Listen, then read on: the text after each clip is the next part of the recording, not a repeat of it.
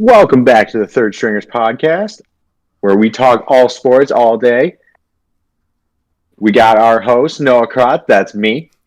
We got my side guy right here, Side guy. Justin Arbini. Woo! I'm the side guy. My bench guy, that's me too. We're both on the bench. we're the third stringers for sure. Our third person, Paige Otto, is feeling a little under the weather. May just be resting. That's the name of the game now in the NBA. Just taking a rest day. Load management. But we'll hold down the fort for her. We'll try to get that win on this podcast too. We got a lot of NBA talk this week, and we actually got some MLB stuff to talk about today. The spring training game started, and we're going to talk a little bit about the new pitch clock and if we're in favor of it, or if we got some negative thoughts on it. But first, we got to start somewhere, and this week we're starting with the comeback of Kevin Durant. He's playing in Phoenix. He's playing in the desert. Durantula is back. He dropped 23, 6 rebounds, 2 assists, and also had, I believe, 2 blocks. Played pretty well for a comeback, Justin. What were your thoughts? I mean, it's Kevin Durant, so I was hoping, he's going to look all right. I think a few years ago when he did tear his Achilles and he was coming back from that, everyone was like, oh, it might not be the same Kevin Durant. And again, I mean, this wasn't as serious of an injury. But seeing him come back and play, at the level he should be is always good to see. I think always going to a new team is going to be tough, but you have Chris Paul helping you out. You have a young roster that, can make anyone shine a little bit more than maybe they normally would. But in Kevin Durant's case, I'm happy to see it was a good outing for him. He needed that, and I think it's going to continue to improve for him. Do you think it's going to improve, or do you think that this first game, I mean, they were playing the Charlotte Hornets. It was actually a really good game for him to come back just to build that chemistry. Do you think their success last night is something that can be sustained, or do you think this was more of like a honeymoon phase? Oh, I think it can be sustained. I mean, you have arguably top 5 player in the league right now in Kevin Durant, and Chris Paul, who's at least top 10 point guard. I'd argue top 5 probably as well.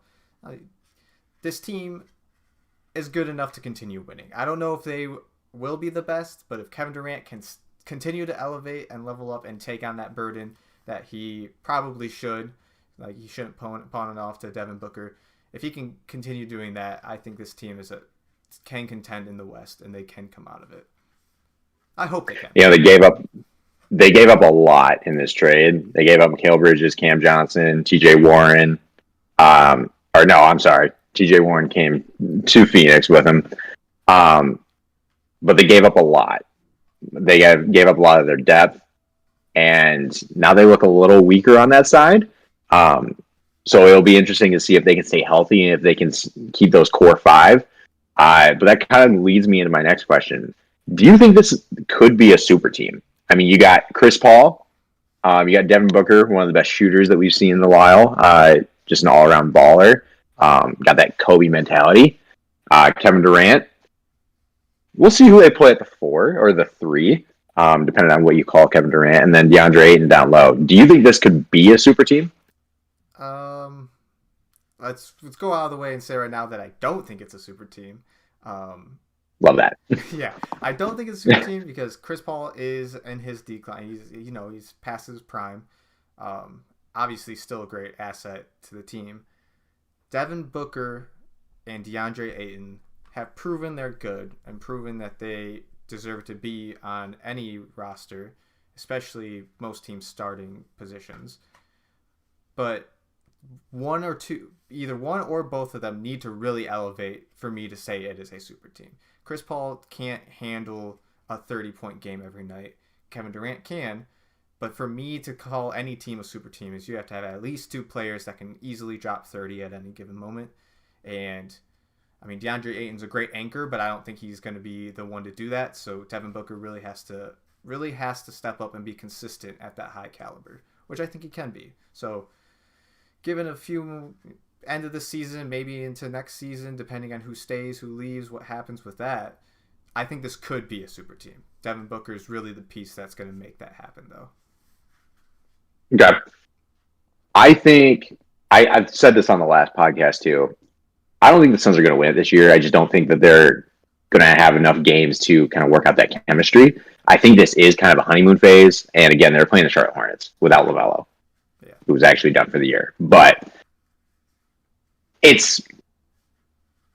I think we are still in a honeymoon phase. I think once they face a real challenge, they're going to struggle a little bit. Just between, who's going to be that shooter. Is it going to be Durant or is it going to be Booker? And to be honest with you, I think Kevin Durant takes a step back. I think that he kind of lets Devin Booker do his thing. He kind of did that last night as well. Devin Booker had 37 last night. I'm not taking anything away from Kevin Durant. He didn't play as many minutes as Booker did, but I think that if you look at just that first series where they went they ran that 9-0 run right at the beginning of the game.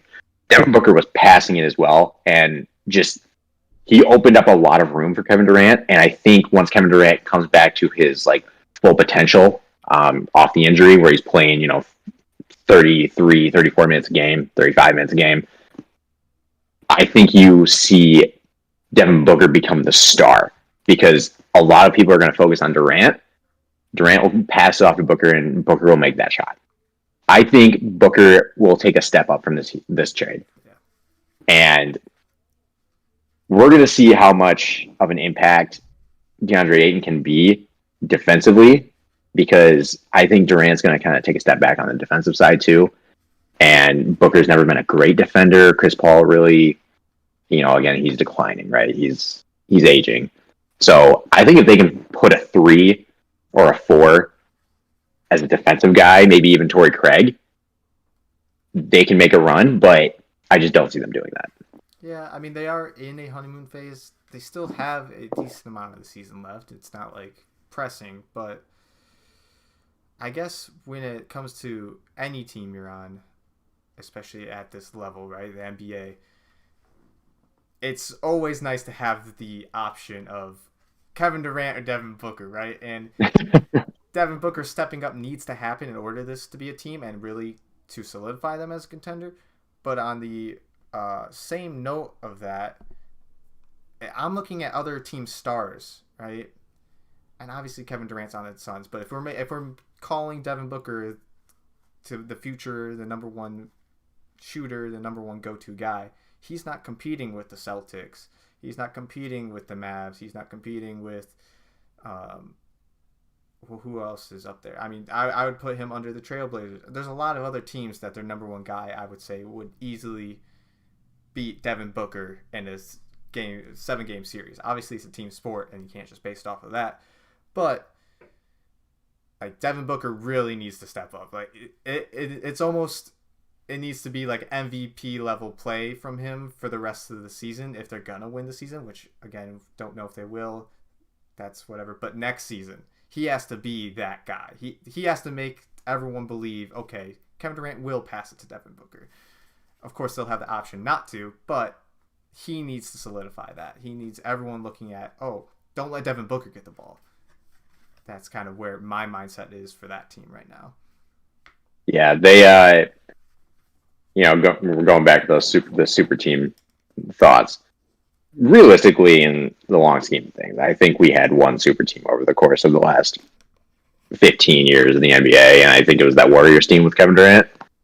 And, I mean, they had Draymond in his prime, Clay in his prime, Steph Curry in his prime, and nobody was ever going to beat them. No. And healthy, nobody was going to beat them. And, but I mean, I'm trying to compare this team to something, and I really can't compare it to the Brooklyn Nets with Kyrie, Kevin, and James Harden. You can't compare it to the Big Three down in Miami.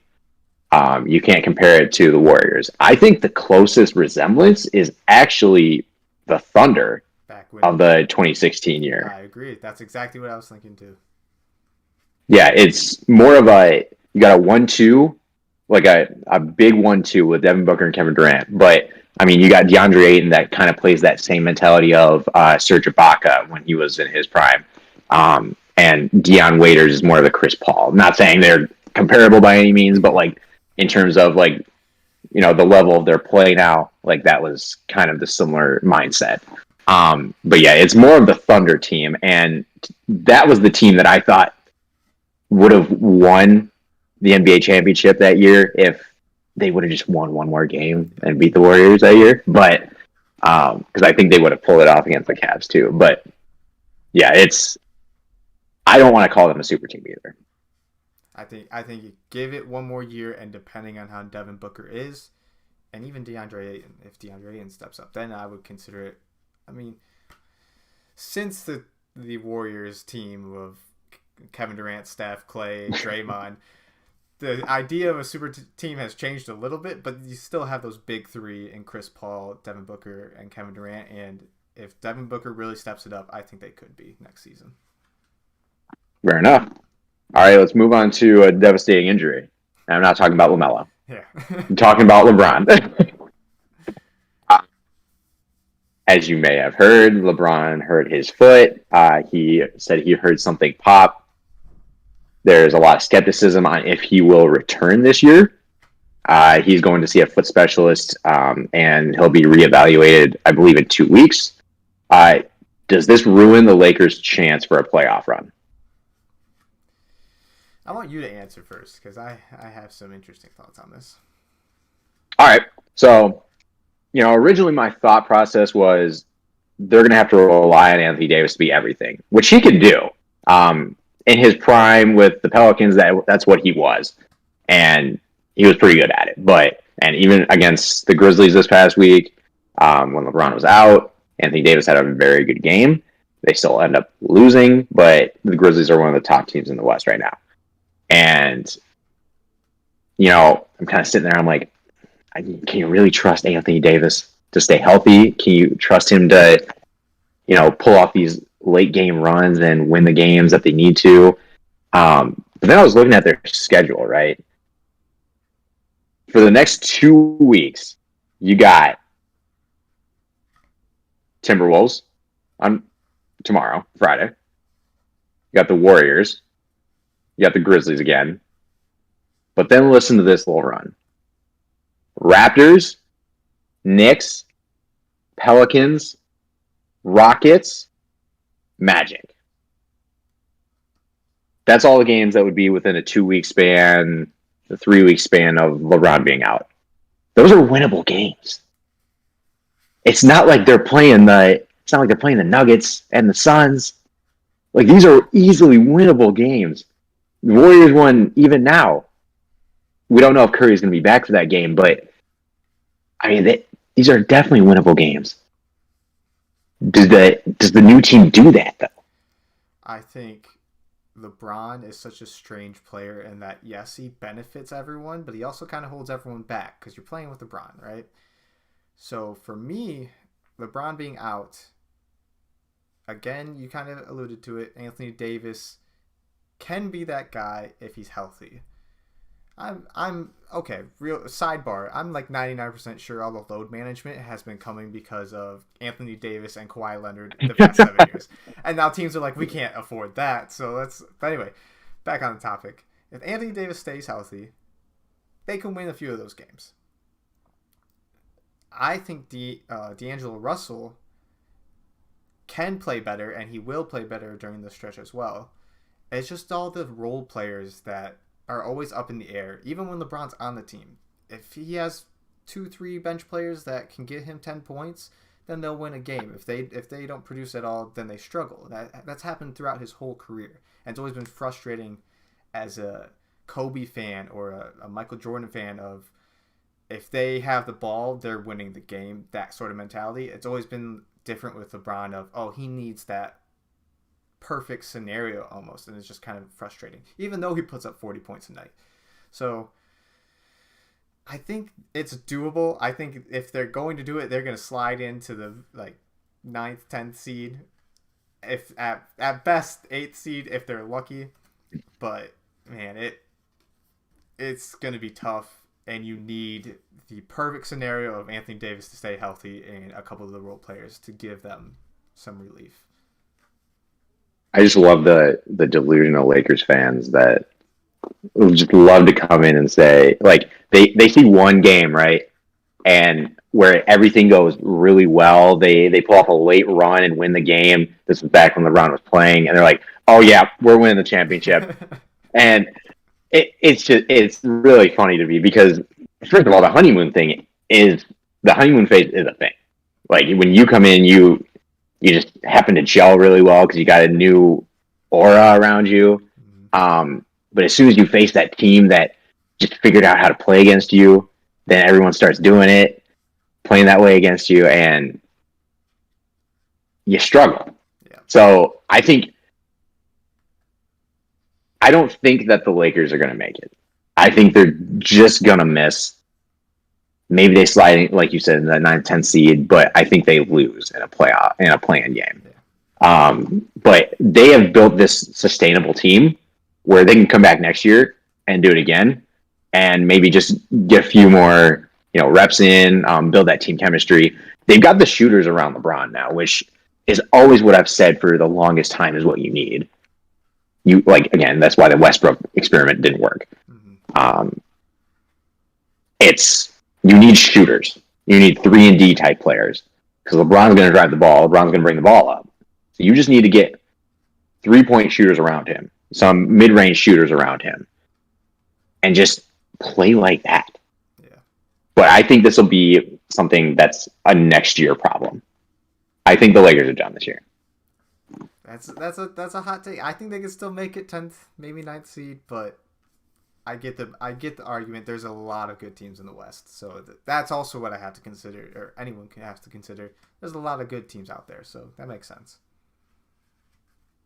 Yeah, we'll see how the rest of them play this year because we got players dropping like flies around here. We got LeBron out, we got LaMelo out. Who's next? Who's next? They're gonna be joining us on the bench. All right, let's move on to some pre-March Madness predictions. All right, there's always that one team that either makes a run, a team that's sitting around the 4, 5, 6 seed that runs it or makes a run to the Final Four, or you got those 15 seeds that make it into the Sweet 16. Yeah. Those are the games you love to watch, right? Give me one team that fits either one of these categories, Justin. Give me a dark horse team. A dark horse? Okay. I want to preface it and say I haven't watched as much college basketball as I should because I want to get into it. But a dark horse, I believe, again, I don't know if others are thinking this, but I'm thinking this, is TCU. The Horned Frogs. Exactly. I believe they just beat, let me look real quick. Was it Texas? Talking about the Texas game? Yeah. Yep. Yeah, and I saw a little bit of that. I was like, oh, they seem to be, on top of things.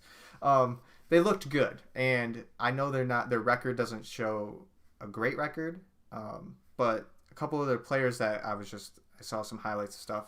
The two, I believe, main guards, Miles Jr. and Bo, they were looking solid. And another part to that team I like is they have that story of like, oh, TCU isn't. They'll make the tournament mostly every year, but they're not like a fan favorite. So they'll slip under the radar for a lot of people, and I think they could easily make it. I'm gonna be bold and I'm gonna say Elite Eight, but who knows? Yeah, that's a hot take.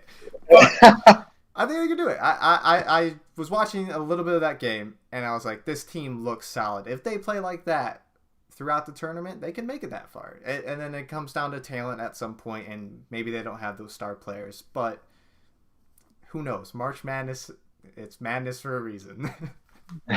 What team are you thinking? Dark horse. For a dark horse team that I think could make a potential run at the championship is, and it's funny to call them a dark horse now, but Kentucky.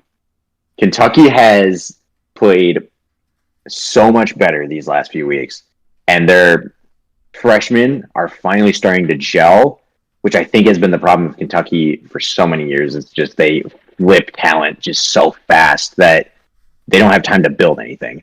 This is the year that they started out poorly. They had to rely on talent to try and win games. And now John Calipari has made it a priority to become a team and actually gel. They're starting to get their rhythm back. And I think they're going to make a run not only in the SEC tournament, but I think in the regular tournament, and can make a run at a potential NBA championship, NCAA championship. Make it to the NCAA. A potential dark horse is going to come out of the MAC championship. Whoa! It's going to be either Toledo or Kent State.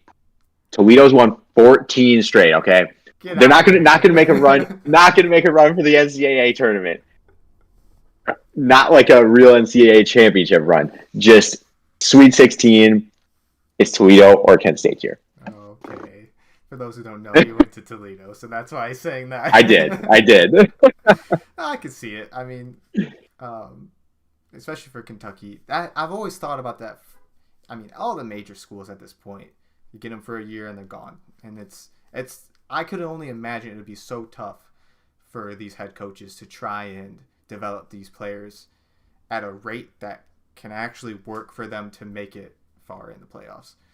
Calipari, or not Calipari, yeah. No, not Calipari. Yeah. Calipari. Sorry, Mm-hmm. I was thinking K for some reason, Coach K. Anyway, Calipari recently has been doing not a great job of that. Like the past few years, I would say he hasn't been doing a great job. Like you said, this team's looking better. I just think those players are looking to the NBA when they need to be looking at the tournament right now. And I mean, it's hard to argue that because they can, go get the money. That's fine.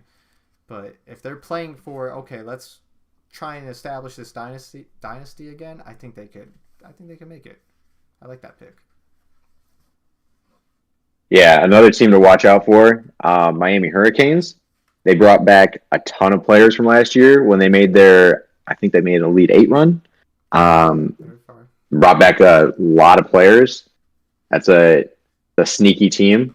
When you're making a bracket. Yeah. Look at Miami as a potential upsetter. All right, let's move on to our final topic here. We're actually switching up. We're going to MLB. I previewed it. It's about the pitch clock. Spring training started. There's been some heated debates on Twitter that I've seen about how one of the games ended because it was a called third strike, only because of the batter wasn't in the box yet. And for those of you who don't know, the pitch clock works where both the batter has to be ready 7 seconds before the pitch is thrown. Like the pitcher has 7 seconds after the batter's ready. A lot of people were heated about how the game ended, and it just brought a bunch of controversy on should the MLB actually implement this. It's going to the MLB. Yeah. And it's going to be a great thing, okay? I'm just going to go off on a little monologue here, okay? I'm here to listen. I love it. Baseball has been dying for the past 15, 20 years since the whole scandal with the performance-enhancing drugs with Barry Bonds and everything. And it's just slowly declining. It's not only because of the PEDs. It's also because of how long these baseball games have become. And it's not just the amount of pitchers that they rotate. It's just everything. It's the time in between pitches. I saw a video from the 2016 World Series. It took 2 minutes Yep. for them to throw a pitch. One pitch. That's ridiculous. I watched a video today of a guy striking someone out in 20 seconds. He threw 3 strikes. 20 seconds. That's an amazing adjustment. Baseball needed this, and it's going to be a great thing. It's going to get viewers watching the game again because there's going to be so much more action, which is what in this world today with shorter attention spans needs. I am very torn on it. Part of me, it's a polarizing topic, and I'm very polarized myself about it. One hand, growing up playing baseball around a baseball family, the traditionalist inside of me is like, this is going to change so much about the game, and just the thought of everything that's happened in the past now being completely different. It's like it's almost a new sport, which is so weird to say, but it really is. It can completely change the game. I think maybe a called third strike to end a game might be too far, but then there's that other side of me saying this is exactly what, like, basically echoing everything you just said. This is exactly what they need to compete with the high flying dunks of the NBA and the, crazy 70-yard passes in the NFL, all these highlight moments that you really don't get in the MLB that much. And if you do, it's a crazy outfield catch or a huge home run, grand slam. But in between all of that is 9 innings and 3 hours of the most boring game to watch on TV besides golf, in my opinion. It's hard to watch a full game, and I think the MLB is right in making this change. They needed to make the change. They need to keep trying things, and it will make it to the season. I just don't know if they need to rein it back a little bit. I think now's a great time in spring training to test it out, go all in, go end games on the called third strike. Manny Machado went up to bat for the first time with 0-1 count, 0-1 count. It's like, do that. Make it hard for these players. Make it known that this will happen. But then when the season starts, maybe implement one rule where, okay, the batter you can't end an inning on a call like that or something. They need to just tweak it a little bit to keep the traditional fan base from rioting, basically. So that's my thought on it. I think the players will adjust. I actually think this gives a little bit more of a benefit back to the batters once they don't spend 20 seconds, doing their ritual of fixing their batting gloves and, rubbing the bat down again. Once they fix that and where they don't need to do that every single time, the batter will definitely have an advantage because the pitcher's constantly throwing. They don't need to be swinging on every single pitch. They could sit there on a, first strike and just stay in the batter's box, which is what also baseball needed. They needed more hitting. And I think this is a great thing for the MLB, especially with how much time has been cut off of these games. So they brought up a stat after the first weekend. The average time that it took off of games was 23 minutes. Yeah, that's huge. That's insane. It's something like 54 hours over the course of a major league season, which is, over 2 days. Yeah. 2 days of your life where you're just sitting and watching players adjust batting gloves and listening to stats. Listening to announcers you don't actually like listening to. So the part that gets me with it is the stealing aspect. Yeah, it'll be more exciting because players will be able to steal easier. But then that traditionalist in me is like, what about all these players from the past that could have easily benefited from this rule? And now records are going to change. Records are going to be broken. Scoring's going to change. It's tough because baseball is a very traditional game in America. And you want to see it grow, but do you want to see it ruin the legacy of some other people? I don't know. It's catch-22, I guess. I think the change was needed. I think it is a good thing, but it's gonna I think it will upset a lot of old players, a lot of older fans that don't want to see this happen to change the outcome and the legacy of some players. So it's tough. Yeah, I see your point. I just think that when the players adjust, going back to your point about ending games, I don't think it's any different than what the NBA and the NFL are doing. Like, you got like a delay game penalty at the end of a game, where if they don't get a playoff, they're backed up 5 yards. Yeah, I don't like that. I don't think this is any different. I don't like that rule. Fair enough. Yeah. But like a shot clock in the NBA, like, there's just so many sports that have time restrictions, and they just benefit the game because it makes them a little faster. Yeah. I think this was needed for the MLB too. Yeah. Yeah. It was coming. Everyone knew the writing was on the wall that the MLB will change within the next 5-10 years, and I think this is going to be a big one. And there's probably more to come. So I'm kind of excited for that. Yep. No shifting this year either, which that's huge too. That's crazy. they're trying to push as much hitting as possible. Yes. Because the pitchers have just dominated the past few years. That's completely fair. All right, that's all we got for you this week, guys. Tune in next week. We're going to do some more March Madness predictions. We might be a little later next week because of that.